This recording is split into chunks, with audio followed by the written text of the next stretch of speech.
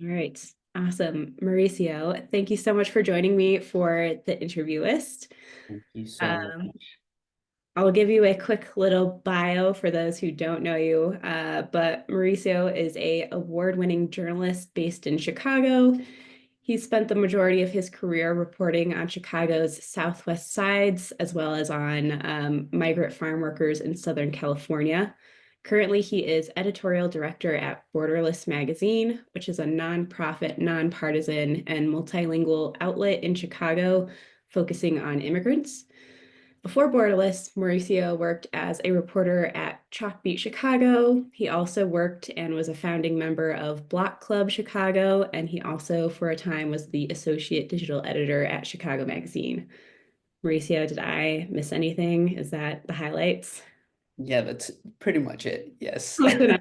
He reports in Chicago is the super short elevator pitch. It's a take. Um, yeah. Well, Mauricio, the first question I like to ask just to kind of give people context is very big picture. Can you just first tell me about your current involvement with interviewing? Yeah. So I've pretty much transitioned out of day-to-day reporting. I'm now overseeing a team of three full-time reporters and four part-time reporters. And so now I guide them in like some of the questions that they ask, or, they'll come up with questions and I review them and make some suggestions on additional questions to ask. Um, but I still, from time to time, on rare exceptions, will be reporting. And so, um,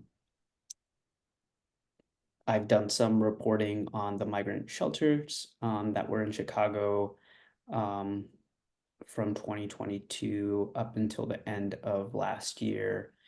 I did a lot of the reporting on that, and also more recently during Trump's inauguration, talking to some elected officials at every level of government. So we had like Congress folks that I interviewed, local aldermen, Cook County commissioners, and then folks impacted by some of the policies that have been carried out for Trump. So I still do some interviews, but it's very, very, very rare just because I'm wearing a lot of different hats in my current role. Yeah, because you're also overseeing and whatnot. When we think about interviewing, would you say that you personally have a specific style of interviewing or approach to conducting interviews? I think every interview is different and it really depends on the type of story for me. And so, like for elected officials, I mean, I'm here to hold them accountable. And so, like, I'm asking them questions of either their policies or decisions that they make. So, I try to keep it civil, but there's been some times where you just butt heads with elected officials, which, as a journalist, it's our job to really ask difficult questions when it comes to marginalized Black and Brown immigrant communities that rarely engage with media. I try to put myself in their shoes. I try to explain like the consequences of having your name on a story and what that looks like. Um, Mhm. and I also think of like, how would I want a journalist to interact with a family member? Like that's the approach that I always take. And also same with this group of people. I never assume that they're gonna want to talk to me because I'm a journalist. Like that's something that's earned, that's trust that's built. And so like I just try to explain kind of like, what it is I'm doing, a little bit about the story, and see if they are willing to talk with me. But I think like my approach really is it's very depending on the type of story, depending if it's an investigation, if it's a feature, if it's a breaking news story. Like it really varies. And I think like it also varies in like, who I'm interviewing, as I mentioned, like elected officials versus a community member. Totally, totally. This is kind of reminds me of I spoke with Laura Bradley, who, you know, a few weeks ago, and she also talked about the difference between like basically people who are familiar with being interviewed and like know how to talk to the press, and then people who aren't being interviewed every day, and how kind of with that latter group, sometimes there's a little bit more leeway to build that trust and kind of reassure that you're not coming with malicious intent, you know. Yeah. Yeah. We love Laura Bradley, by the way. Laura Um, Bradley. yeah. Yes, I think like, I mean, elected officials, interact with the media almost every day, for the most part. And, they have their talking points. And so, they might not answer your questions, whereas, other, marginalized groups, especially on the southwest sides of Chicago, there's been a lot of damage that's been done by media, and like it's for me, it's like some of the stories that I've done have been to rebuild some of that trust that has been lost. And maybe those stories aren't going to get all the clicks, and that's fine, but like it's important to those communities. And I think of like when I was at Block Club Chicago and I was covering like I stumbled on like this um it was during the Day of the Dead procession, and this woman had this huge ofrenda altar honoring the lives of loved ones that had been lost. And it was just like the story. I like ditched the procession and I stayed with her and I talked with her for like a good hour, hour and a half, just to like hear her story and like what this means to her. And it resonated with so many people because it like touched on a piece of culture. Mhm. And um I think those stories are so important to bridge a lot of um like these trust gaps that have been eroded over time because of how traditionally media has covered or not covered or prioritized crime stories over these rich cultural stories that are right in your face, but we don't often take time to prioritize those stories. Could you talk about that a little bit more? I know one of my questions for you is kind of, so I know Borderless Magazine especially emphasizes ethical immigration reporting. So can you talk about that difference? Like, how does ethical immigration reporting translate into your approach to interviewing compared to like historical interviewing of immigrant communities? Yeah, I mean, I think like one thing that we really try to emphasize at Borderless, and one of the reasons why I joined the team back in 2023, was because it reminded me of like why I wanted to be a journalist, and it was really elevating the voices of immigrants when it comes to immigration policy. Oftentimes, like what I've seen traditionally is like you have like the story about federal policy, your local um, like municipalities, immigration decisions, and it never really elevates a voice of immigrants. And so for us, it's just making sure that these stories include those voices and Mhm. include them in a way that it's not extractive.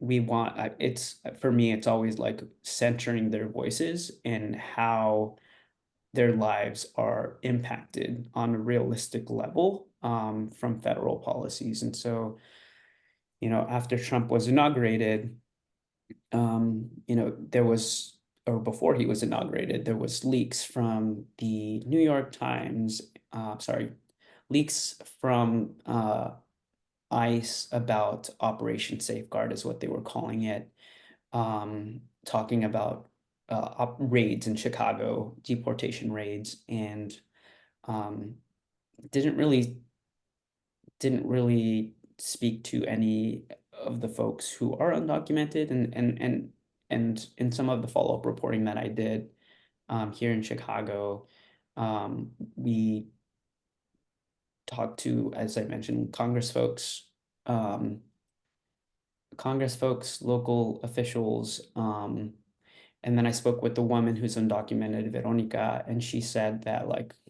I have had sleepless nights, and might have to like change the way I go to work or things like that. She's been here for decades, and she's having to like maneuver, and it's just like making sure that we elevate those voices and making sure that it's not in an extractive way. And when I say extractive, it's like it's not, here I need a quote from you and that's it. We're still in touch, just so that I can continue to hear like how her life is changing, whether that is a follow-up story or it's just to like know that she has a journalist's ear to talk to about some of these things, whether it becomes a story or not.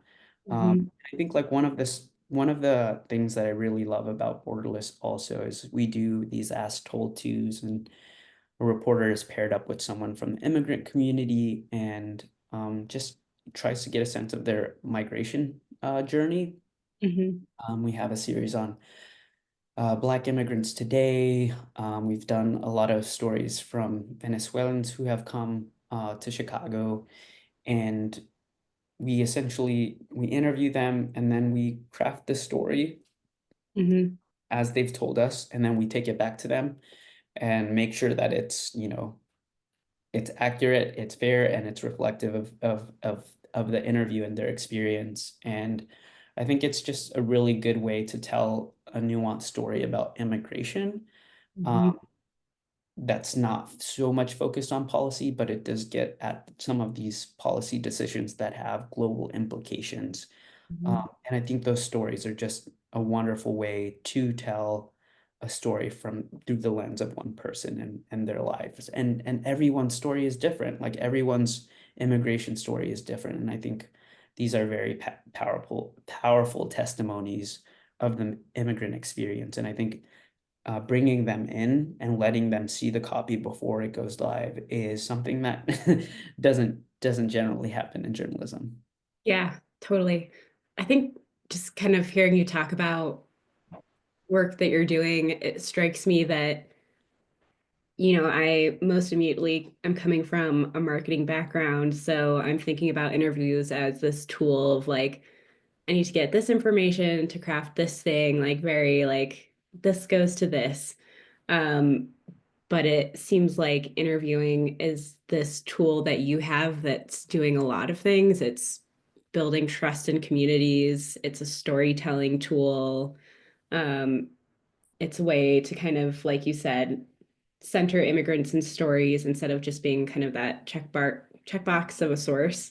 Um, I lost where I was going with it, but that was my observation. And I guess I'm curious. It seems like a big thing is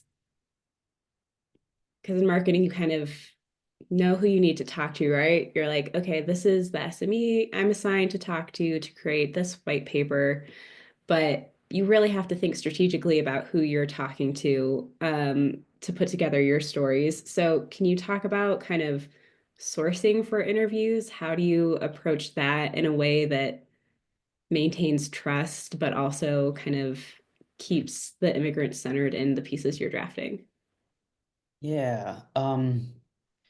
I've been I've been cultivating sources in Chicago that I still talk to from our days in grad school, which is now like over 10 years at this point. And they have been wonderful. I think just like the checking in every once in a while is helpful to be able to like hear, what's going on and what's not being reported, but also it speaks to that idea of trust. But in terms of like when we are thinking of stories that aren't being covered or stories that need to be covered, in terms of sourcing, one thing I'll go to an example of I have two examples and I don't know which one to speak of, but like so we got a tip about the migrant shelter. I'll go with the migrant shelter since that was more recent. And so we had a volunteer who gave us this tips about like inhumane conditions at these shelters, and After speaking with her, I was on the ground like the next day, talking to as many migrants living at a shelter that's since closed here in Chicago, and it became one of the largest shelters. And I say shelters, but it was an industrial warehouse um, that was not equipped to handle, over at one point, I think at its peak, it was like close to 2,500 people living there. And I was just spending time, as much time like in the evenings when folks were out or when it was a little bit warmer, um, to be a presence there and like just so that they could see me outside and about and talking to as many people and like I think just having that conversation, starting a conversation about what you're doing and what you're looking into, s- was opened a lot of doors because I gave my card out and I wrote my number on it and like my phone was blowing up constantly with more people that wanted to talk. And once the story published, like even more people came to me. Mm-hmm. I think it's like building the trust like slowly with folks that Mm-hmm. opens often the floodgates of like sourcing because I think especially when the reporting is fair and accurate, like it's speaking to their experience, I think you have more people that are willing to talk to you. Similarly, when I was an investigative reporter covering immigration for a USA Today paper in the Coachella Valley, I was working on a series on migrant farm worker death and illnesses, and my editors wanted it really quickly. But like I was running something that I was running up against was people were undocumented. Some people were undocumented and they didn't want to talk because they were scared because of their status. Second, like those who were documented were scared of being blacklisted from their crews. And so I was trying to figure out a way to Mm-hmm. um, find folks who were comfortable talking or giving me their name or if they were comfortable with an alias. But then on the other side in my newsroom it was like challenging to like figure out like they wanted a full name and I had to explain like these are the challenges, these are the realities. And so like what I did was similar to the migrant shelter. I was driving like it was about an hour from the newsroom to this side of the or the east side of the Coachella Valley where a lot of the migrant farm workers lived. I was there often. I was there on Sundays going to mass. I was there when one of my sources passed away in a terrible accident, unrelated to. I mean, he was going to work, but because I was there, I think one of the family members, um, and I wasn't there for reporting purposes. That was not like Right. it was not going to be in the story. But I think for them, like for me to take time to go out there for the service and be there, it just opened a lot of doors for people to talk to me. Mm-hmm. I think to them, at least in the words of the person that shared this information, it just built a lot of trust, but it showed that I was there beyond just the story that I was trying to tell. Mm-hmm. Yeah, I was, as you were kind of saying that, I was thinking it seems like kind of the key is like showing people that you are there to see them as people first and not just as kind of faceless sources for a story. Right. I think like I try, as I mentioned earlier, it's like treating them as if I would like how I would like a journalist to treat a family member. Um, Mm-hmm. it's like leading with as much compassion as possible and understanding that like everyone, is scared to share, especially depending on the type of story it is. People are scared to talk to journalists because they're not sure how their thoughts are going to be reflected in a story. Um, and I think it's just like recognizing that like these are real people. They're not just faceless sources. They are real people whose lives are impacted by policies, but also the words that we put on paper. Mm-hmm. Can you talk about so a lot of your work is you're on the ground, things change quickly. I'm thinking back to your parade example where you decided just to sit with one woman instead of following the parade. How do you prepare for your interviews, just like logistically? Because you don't know all the times, it seems, who you're going to talk to, but you don't want to just go with no plan, I'm assuming, but I don't know. So, can you talk to what's your prep? Yeah. What do you do? Yeah, I think it's different for different stories. And so for like investigations, if I'm interviewing an elected official, I mean sometimes they don't do sit down interviews anymore. So you're like sending them a list of questions and then like going back and follow up. But like I try to prepare, and typically at that point when I'm trying to get a response is like to any findings that I've had, any like kind of want to give them a chance to respond to like some of the allegations or claims that are being made. Mhm. And I mean, at that point, like I've done so much research, so I know like I've like dug through data. I've like filed freedom of information requests for emails and things like that. And so I think like I'm well informed and I know like different questions or different ways to ask them. So I think like that's when I'm most prepared. When Mhm. I'm interviewing someone like this woman on the street, I was not prepared. It was more of a conversation because I really wanted to like learn more about like um what the significance to her of like this giant ultra that she made and like the different people in her lives and the communities and just like when she started doing it, like just trying to get as much information, but like having it as a conversation. So it's not like, so there's no kind of weird power dynamic between like me being a journalist and her. And so I think like I was sitting on the ground as she was standing up and I was just like taking notes and like, I think it's just meeting people where they are, especially when it's someone like just from a community that isn't like a public servant or like doesn't have a title like in the government. And so like I think it just for me it's like meeting people where they are is the most important thing and just hearing. And so sometimes I mean I didn't have any questions prepared when I like stopped on the street and it was just me like, hey, I'm a journalist and I was covering this, but I think this is much more fascinating to me and would make for like just potentially a better story. And I asked her like, if would you be interested in me asking you some questions and like telling me a little bit more for a potential story. And initially when I started talking to her, I thought maybe I'll just squeeze that into this bigger story, but I just by the time we finished talking, I was like, I have enough for just like a story about her.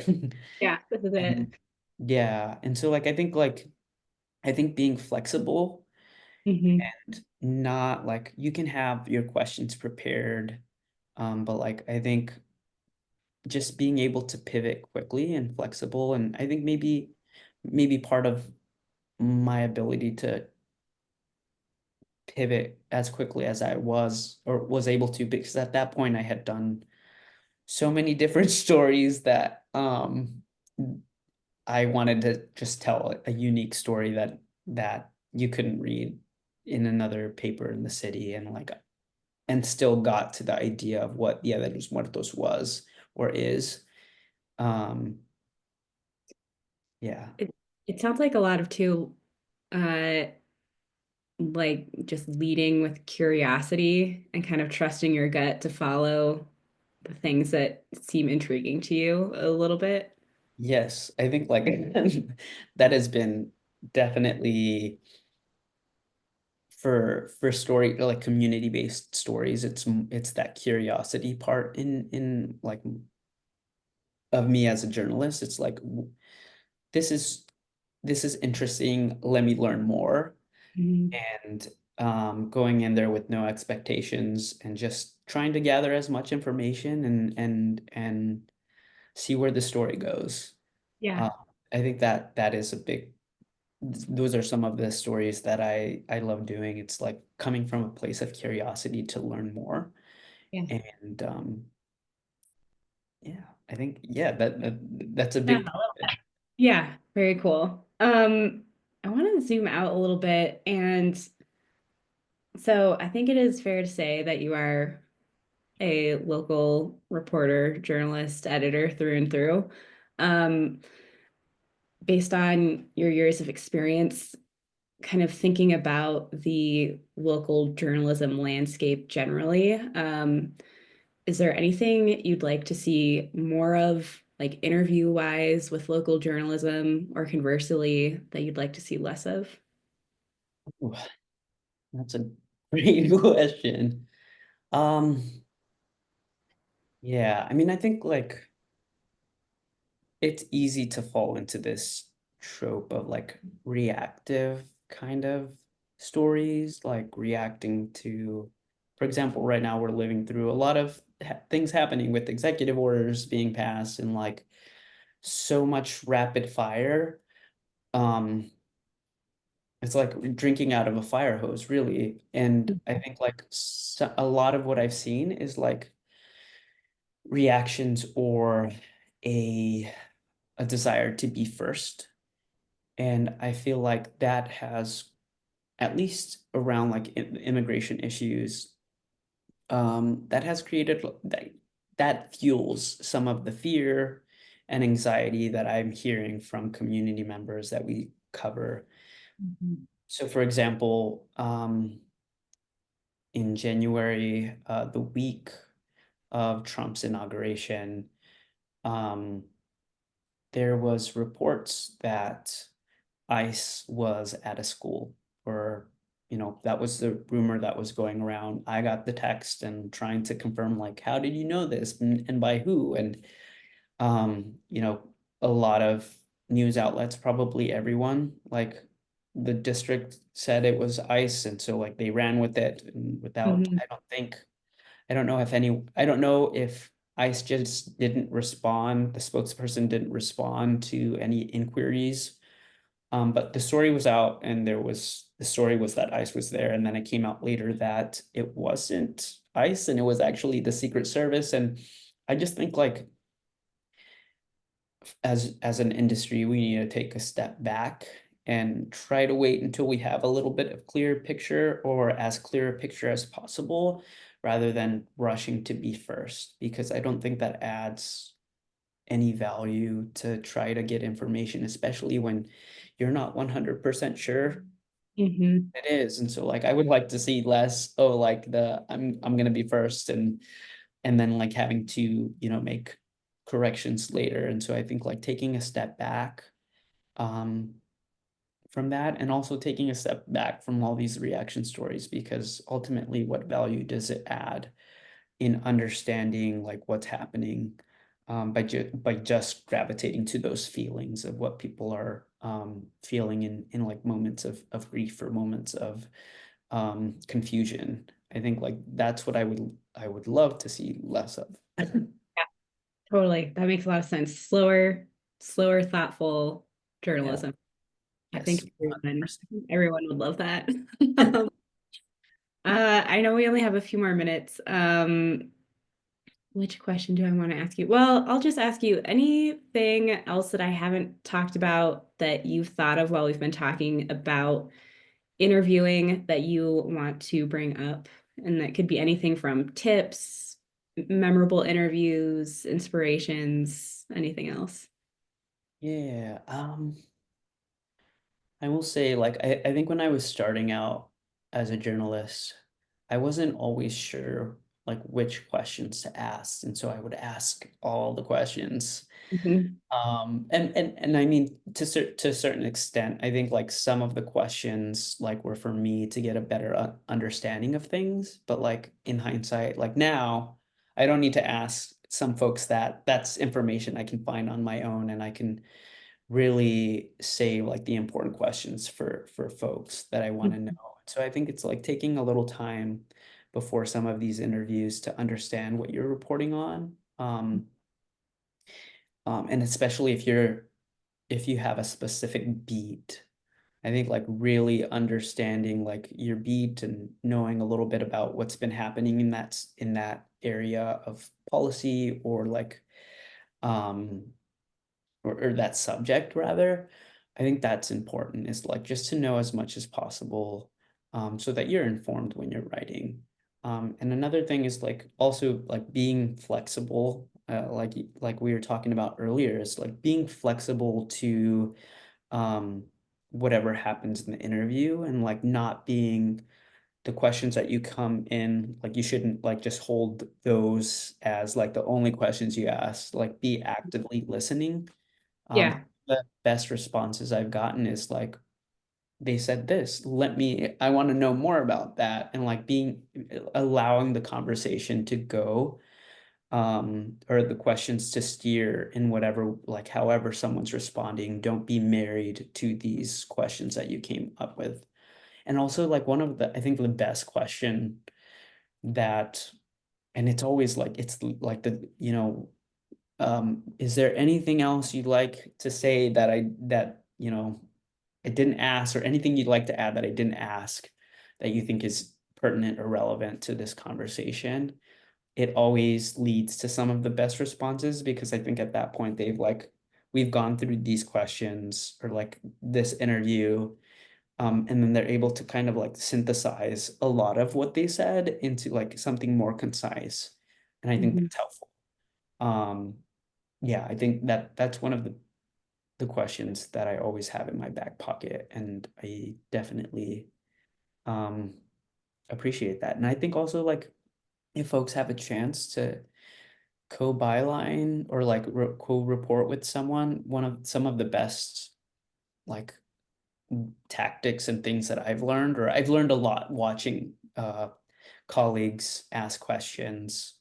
I'm gonna shout out to Hannah Alani and Mina Bloom at Block Club Chicago, former colleagues of mine. And we would often be partnered together, and it was just interesting and nice to see the way other people do interviews. Um, Yeah.